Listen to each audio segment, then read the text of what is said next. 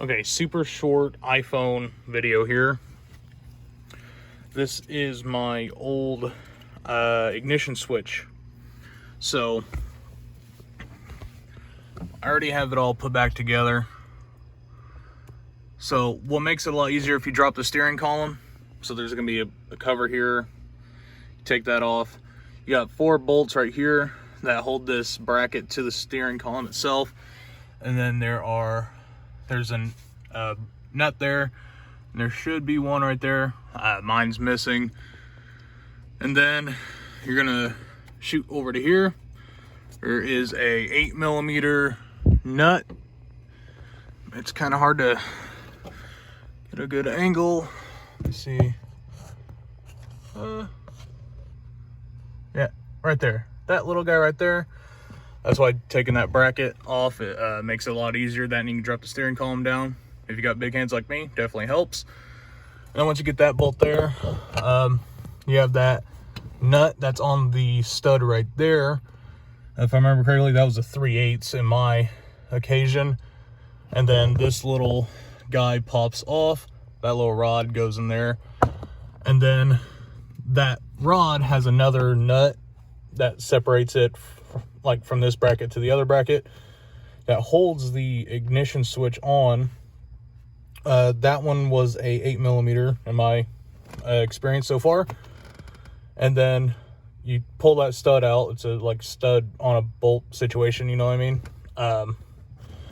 Then you just flip it over to this side. You can pull it down and unplug it. I'll put up a picture of the orientation of like the plugs that go in it. It's kind of hard to mess it up.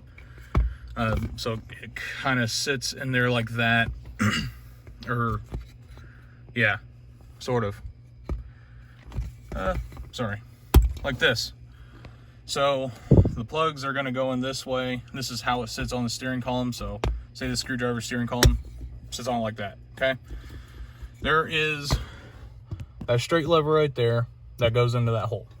There's going to be another lever that has a 90° to it, and I did not see it when I pulled it off. So again, screwdriver, that is the steering column. This sits on it like that. Okay, so you're going to flip this over.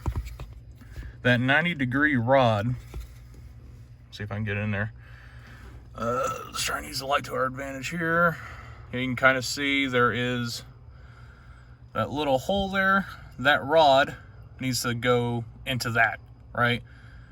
So for instance, steering column, the metal rod goes down 90° up into that little hole, and then you'll get the stud with the welded nut or whatever into the back one. You'll slide the whatever that guy is, I don't know what that's called. You'll slide that over.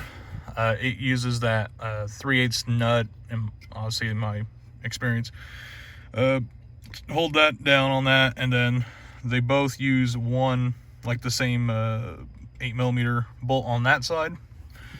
Super short video, but I had to do a ton of research on this, and I was having a hard time figuring that out. So if there's any questions you guys have, ask me, because I don't know, I might be able to answer. If not, I hope this video helped, honestly, because it was hard for me to figure it out myself. It's currently midnight. So I have got mine from O'Reilly's. So this is the part number, the standard ignition part number, US 105. Again, that's standard ignition. I know like AutoZone or Advanced has their Duralast. I don't have that number on hand because again, I went to O'Reilly's, but I believe AutoZone and Advanced can cross-reference this part number. If not, I mean, just tell them your make, model, whatever, and they can do it that way.